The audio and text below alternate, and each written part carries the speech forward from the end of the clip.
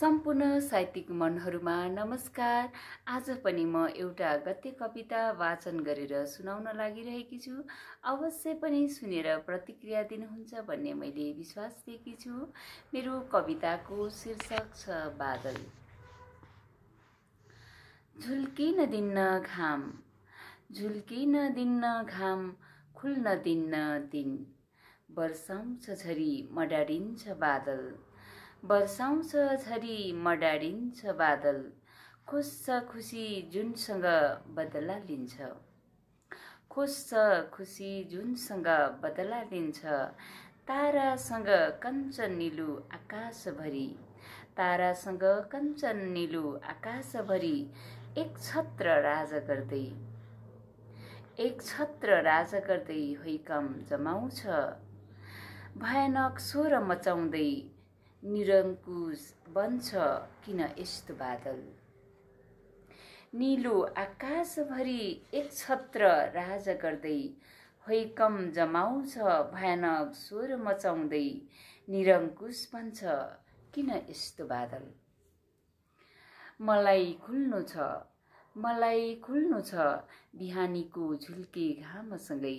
मलाई खुल्नु छ बिहानीको झुल्के घामसँगै। शिशिर झैँ फुल्नु छ, शिशिर झैँ फुल्नु छ। दिनसँग हाँस्दै रातसँग प्रेम गाँस्नु छ, दिनसँग हाँस्दै रातसँग प्रेम गाँस्नु छ। हरेक दिन चौतारीमा बसेर, हरेक दिन चौतारीमा बसेर हावाको झोक्कासँगै सुसेल्नु छ, हावाको झोक्कासँगै सुसेल्नु छ। हरेक रात आकाश हेर्दै, हरेक रात आकाश हेर्दै ताराहरू गन्नु छ, हरेक रात आकाश हेर्दै ताराहरू गन्नु छ।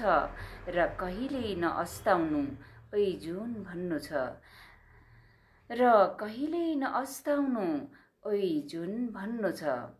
त्यसैले बादल, त्यसैले बादल तिमी कहिले नआउनु, त्यसैले बादल तिमी कहिले नआउनु। रात र दिनहरूमा बोझ बनेर नछाउनु। दुःख पीडा आँसुको भेल बनेर, दुःख पीडा आँसुको भेल बनेर कुनै पलमा नआउनु, नछाउनु है बादल।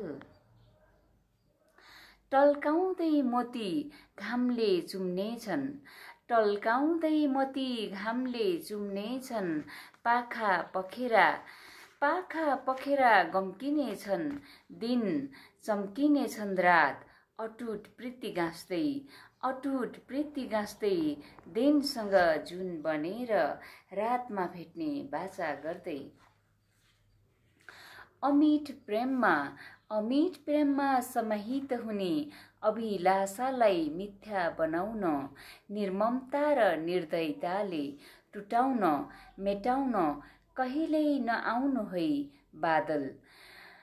निर्ममता र निर्दयताले टुटाउन, मेटाउन कहिल्यै नआउनु है बादल, कहिल्यै नआउनु है बादल। धन्यवाद।